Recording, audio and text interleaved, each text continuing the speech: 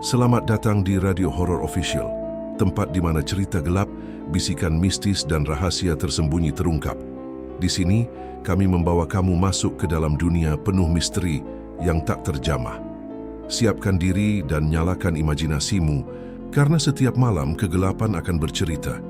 Jangan lupa untuk like, komen, dan subscribe agar kamu tidak ketinggalan cerita horor terbaru dari kami. Baiklah, tanpa berlama-lama lagi, langsung saja ke ceritanya.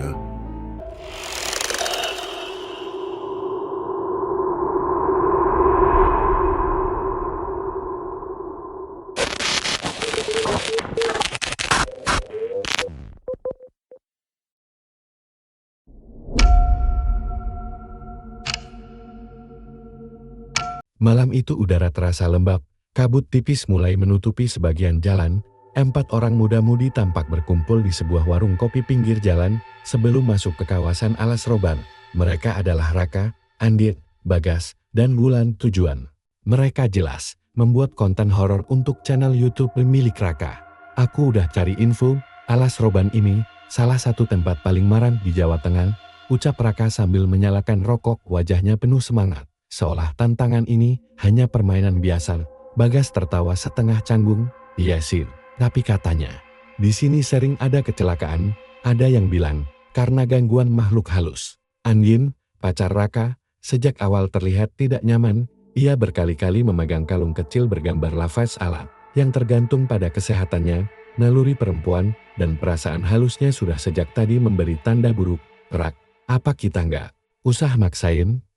Malam Jumat begini, udah dibilang warga juga, jangan lewat situ kalau nggak perlu, bisik Andin pelan. Raka hanya tersenyum sinis. Justru itu, Din, malam Jumat Kliwon, penontonnya pasti lebih banyak. Tanpa menghiraukan peringatan Andin, mereka berempat akhirnya mulai menghidupkan motor dan melaju memasuki jalur sunyi itu. Tak ada penerangan, hanya cahaya lampu motor. Mereka yang membelah pekatnya malam. Beberapa meter setelah memasuki gerbang hutan, suasana langsung berubah.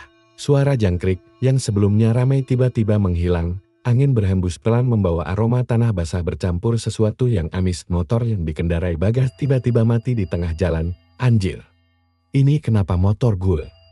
Bagas panik, mencoba menyalakan ulang motornya berkali-kali. Tidak berhasil. Udah tenang, coba cek bisnisnya, ujar Raka. Mencoba tetap tenang meski perasaannya mulai aneh. Namun ketika Bagas jongkok untuk memeriksa, Andin tiba-tiba membeku. Matanya menatap lurus ke arah pepohonan di sisi kiri jalan rak. Ada yang berdiri di situ. Terdengar bergetar, semua menoleh. Di balik kerimbunan pohon yang samar disinari lampu motor, terlihat sesosok perempuan berbaju putih, rambut panjang terurai berantakan, berdiri diam tanpa bergerak. Wajahnya tak terlihat, yang terdengar hanyalah isakan pelan. Seperti tangisan yang ditahan tahan derajat. Suasana berubah mencekam. Dingin menjalar dari telapak kaki hingga ubun-ubun mereka. Sudah mulai, gumam Andin lirih. Tanpa mereka sadari, malam itu adalah malam larangan. Batas antara dunia hidup dan mati mulai menipis. Dan mereka sudah melangkah terlalu jauh untuk bisa kembali. Motor Bagas mati total. Jalan di belakang mereka mulai tertutup kabut tebal. Petaka telah dimulai. Andin berdiri kaku. Wajahnya pucat pasi, napasnya memburu. Mata bulatnya tak lepas dari sosok perempuan berbaju putih di balik pepohonan itu. Rak. Dia nangis. Dia nangis. Bisiknya pelan, hampir tak terdengar. Mana sih, Din? Gue nggak lihat apa-apa. Wulan mencoba menenangkan. Meski nada suaranya terdengar gemetar, Bagas masih sibuk menyalakan motornya, memaki keras, tapi Raka mulai merasa ada yang tidak beres. Tiba-tiba udara di sekitar mereka menjadi dingin, terlalu dingin untuk malam itu, samar-samar. Suara isak tangis itu mulai terdengar oleh mereka semua pelan, lirih, pilu. Bukan suara tangisan biasa, tapi seperti suara orang yang sudah bertahun-tahun meratap dalam kesetaraan. Danin bergetar, bulu kuduk mereka berdiri serempak. Sudah lam, kita dorong aja motornya, jangan berhenti di sini lama-lama, ucap Raka akhirnya.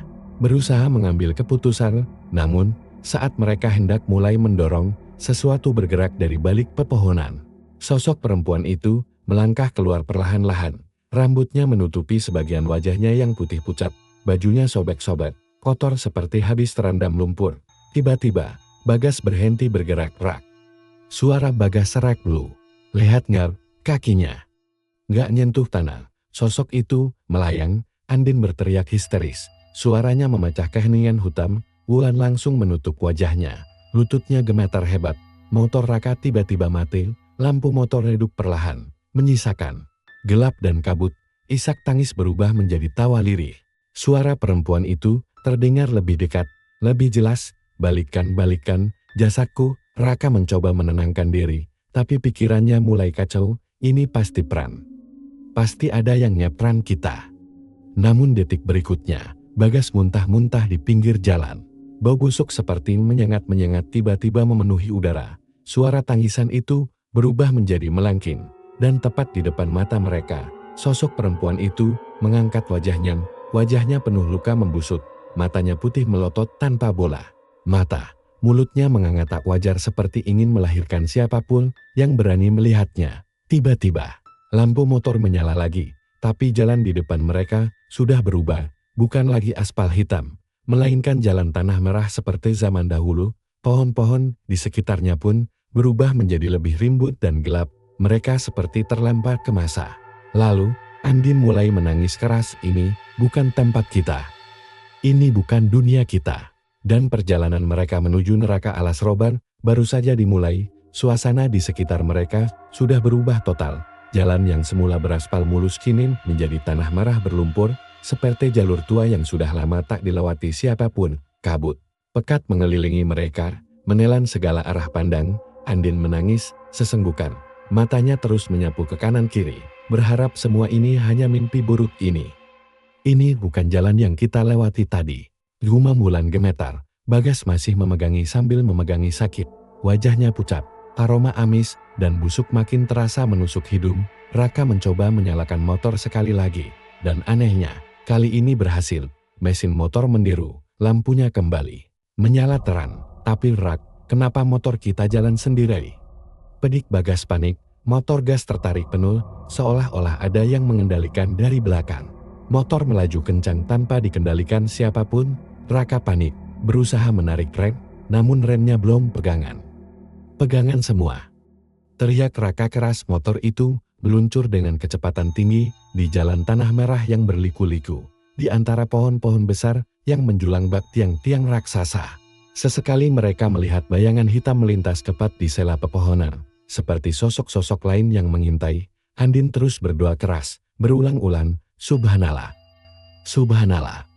Astagfirullah. Namun suaranya tenggelam oleh deru.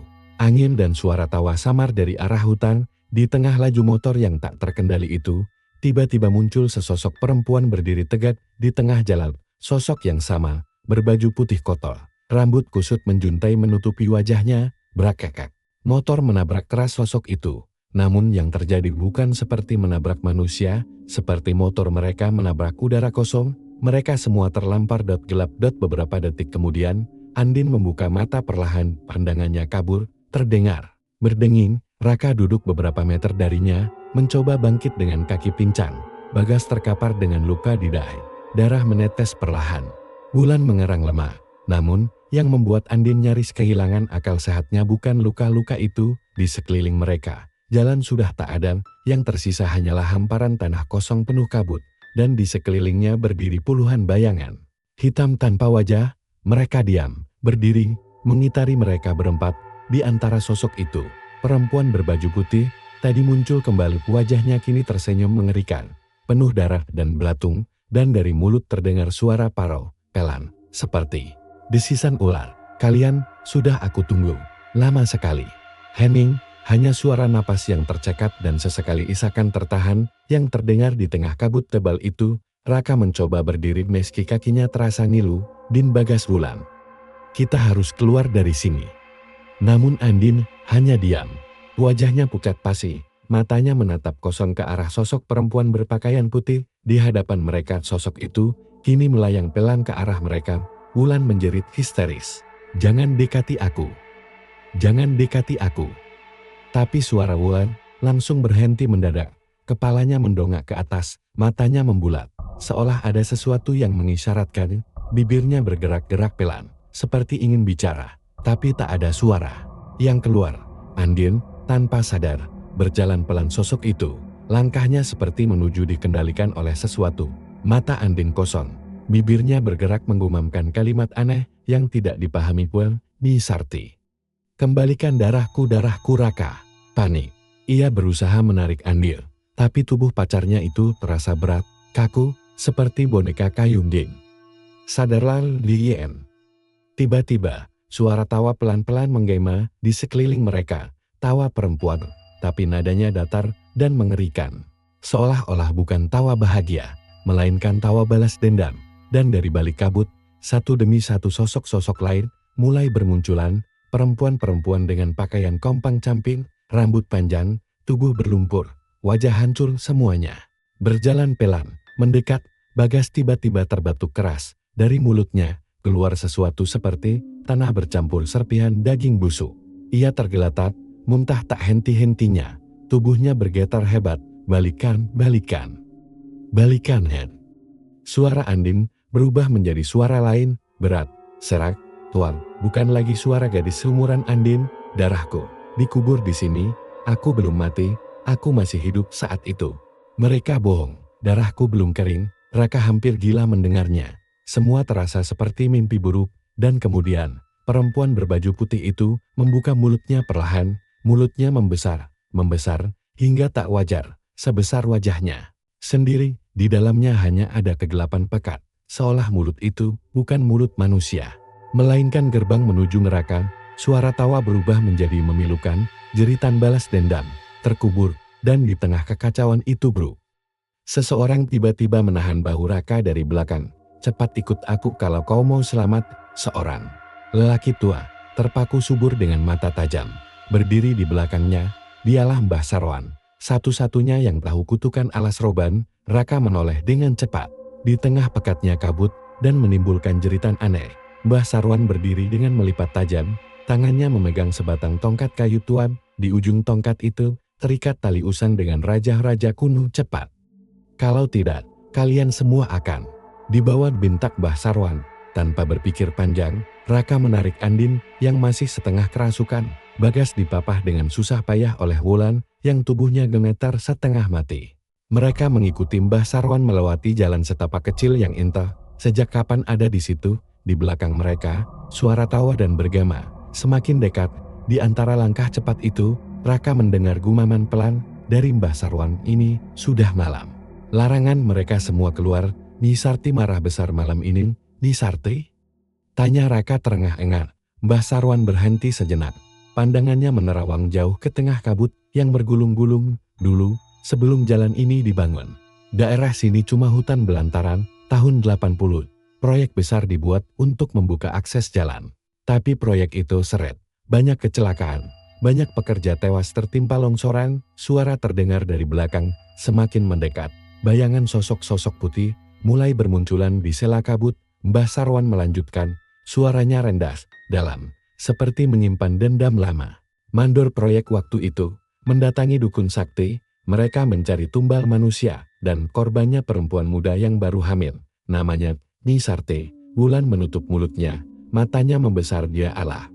Perempuan itu dibawa paksa ke tengah hutan ini, disembelih hidup-hidup. Mayatnya tidak dikubur dengan layak, tapi dibuang ke dalam sumur tua. Darahnya belum kering saat ditimbun tanah. Dia meninggal dalam keadaan penuh balas dendam.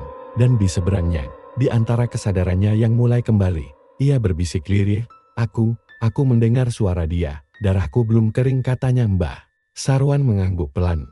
Karena memang dia belum ikhlas, semuanya yang melintas di malam larangan jadi sasaran balas dendamnya.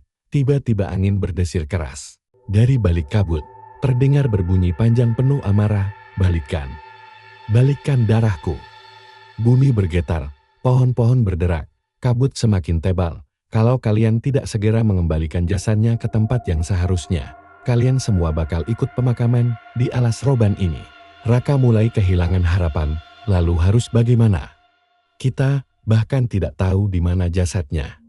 Mbah Sarwan tersenyum miris, aku tahu. Tapi perjalanan ke sana, bisa jadi kita semua tidak pulang. Dan di kejauhan, tiba-tiba terdengar suara. Air menetes, pelan, lalu makin deras, seperti suara tetesan darah. Malam itu, Dendam lama yang terkubur mulai bangkit kembali. Kabut semakin tebal, langit seolah menghilang, digantikan kegelapan pekat.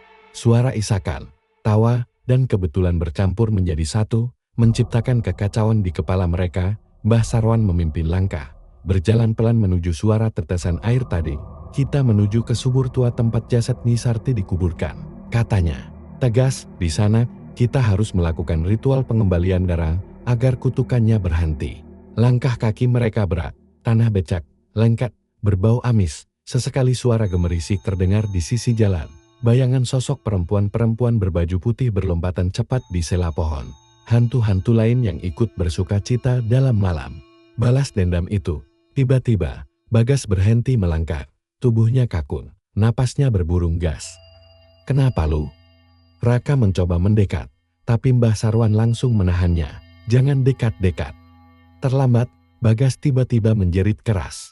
Suaranya berubah berat, serak, seperti suara seseorang yang tenggorokannya penuh darah. Mata memelotot, urat-uratnya membiru, dan dari mulut keluar lumpur hitam bercampur darah segar. Argam, brak. Bagas membanting tubuhnya ke tanah, menggigit tanah berlumpur dengan gila, seperti binatang kelaparan. Balikan. Balikan, Hen. Teriakannya keras, itu bukan lagi suara Bagas, itu suara Nyi Sarti. Wulan berteriak histeris, tolong dia, tolong. Namun Mbah Sarwan menggeleng. Dia sudah diambil. Arwah Nyi Sarti marah besar malam ini. Dia akan memakai siapa saja sebagai wadah balas dendamnya. Tiba-tiba, dari balik kabut muncul lubang besar, sumur tua. Sumur itu tua, ditumbuhi lumut. Menganga gelap seperti mulut iblis, dari dalamnya keluar bau busuk luar biasa, bercampur aroma. Darah anyir yang menusuk hidung, Danin mulai menangis lagi. Itu sumurnya. Suara memanggil Bagas berhenti mendadak. Tubuhnya tersungkur, wajahnya membeliku dalam ekspresi ketakutan. Mulutnya masih terbuka lebar seperti ingin menjerit, tapi membatu, mengucurkan darah dari hidung dan telinga. Dia terbunuh, Bagas, ya Allah Bagas. Wulan menangis keras, berusaha menyentuh tubuhnya, tapi Mbah Sarwan menariknya secara paksa. Kalau kamu menyentuh dia sekarang, arwahmu ikut ditarik. Di dalam sumur terdengar suara gemericik air yang berubah menjadi suara isakan, pelan, birih, menyayat.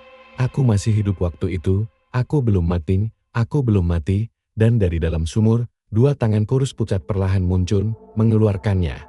Dua tangan kurus yang penuh tanah, dan darah yang mengalir keluar pelan.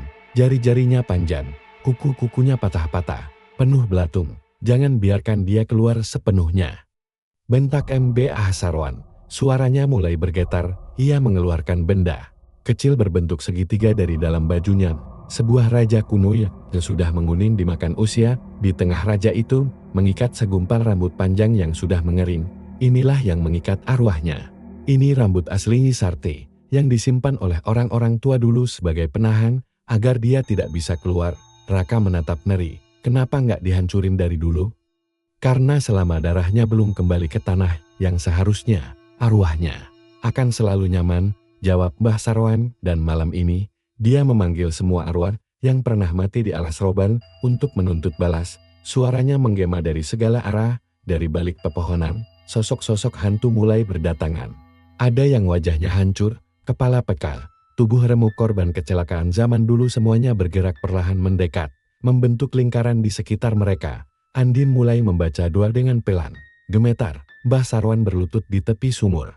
Mulai membaca mantra Jawa kuno, suaranya rendah, seperti bisikan angin, bercampur dengan lafaz doa Islam, Bismillah. Ingsen nyuwun pangapunten, nyuwun kula sedaya dipun apunten, nyuwun kula sedaya dipun selametaken, Gusti Allah, Gusti Allah. Tapi tiba-tiba Wulan menjerit, Bagas. Dia bangun. Mereka menoleh. Tubuh Bagas yang sudah mati tadi perlahan bangkit sendiri, matanya kosong, mulutnya robek, mengalir deras dari darah yang hampir putus. Dengan langkah kaku, Bagas berjalan ke arah sumur, dia mau dijadikan tumbal pengganti, gumam Mbah Sarwan. Ngeri, Bagas. Hentikan. Raka berlari mengejarnya, mencoba menarik tubuh sahabatnya, tapi Bagas jauh lebih kuat, seperti ada kekuatan lain yang mengendalikan tubuhnya. Tiba-tiba sret, dari dalam sumur, muncul kepala Nyi Sarti, rambutnya panjang, wajahnya rusak setengah, separuh wajahnya tinggal tulang dan belatung, mata putih melotot penuh kebencian, darahku. Wulan berteriak histeris. Andin membaca doa semakin keras, ya Allah, ya Allah. Lindungi kami. Lindungi kami. Mbah Sarwan tahu ritual itu tidak akan berhasil. Seseorang sudah melewati celananya dengan menyentuh mayat korban kerasukan tadi. Ini sudah terlambat, kita harus kabur. Seru Mbah Sarwan. Tiba-tiba, tolong. Bagas dilempar masuk ke dalam sumur, suara tulangnya patah terdengar jelas. Suara tawanya Sarti bergema keras, mengerikan, bercampur suara jerit kesakitan dari dalam sumur. Darahku kembali. Kalian semua menyusul. Dan di detik berikutnya, hantu-hantu dari seluruh penjuru mulai menyerbu. Pekerjaan dimulai. Jeritan Wulan menggema di seluruh penjuru hutan. Sosok-sosok arwah korban alas roban mulai mengalir dari segala arah, merangkak, berlari. Ada yang melayang. Semuanya memandang penuh luka dan kebencian. Mbah Sarwan mengangkat tongkat kayunya, menancapkannya kuat-kuat ke tanah sambil berteriak, "Gusti Allah, aku nyuwun pangapunten. Tulung selamatakan tiang-tiang niki." Namun kekuatan mereka terlalu besar. Ini bukan lagi sekedar satu arwah yang gentayangan, ini adalah balas dendam puluhan tahun. Darah puluhan korban, tumpukan. Kutukan yang ditinggalkan pembangunan alas roban. Wulan terseret oleh salah satu sosok hantu. Kukunya menancap di tanah, berusaha bertahan, namun wajahnya perlahan tertutup oleh tangan-tangan pucat penuh luka. Suara teriakannya tiba-tiba menghilang. Wulan. Teriak Andin putus asa. Mbah Sarwan menoleh ke Raka dan Andin, "Kalian masih bisa keluar. Ikuti aku." Tapi satu sosok hantu perempuan menerjang Mbah Sarwan. Tubuh renta itu terlempar jauh, menabrak pohon besar. Darah mengucur dari mulutnya, matanya memerah, tapi ia masih berdiri. Dengan sisa tenaganya, Mbah Sarwan membaca doa dengan keras-keras. Tubuhnya mulai dibara oleh cahaya aneh. Ia mengorbankan dirinya sendiri untuk menahan arwah-arwah itu lari.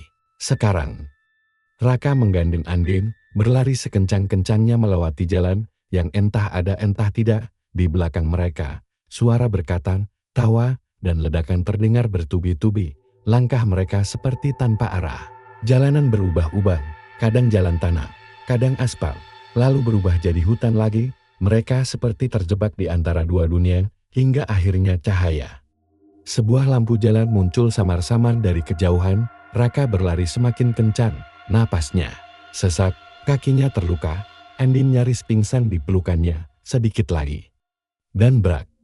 Raka dan Andin terjatuh ke aspal keras. Lampu jalan menyala terang, suara jangkrik terdengar kembali. Udara segar menggantikan bau amis yang tadi memenuhi hidung mereka. Mereka selamat, tapi di belakang mereka, alas roban masih berdiri, sunyi.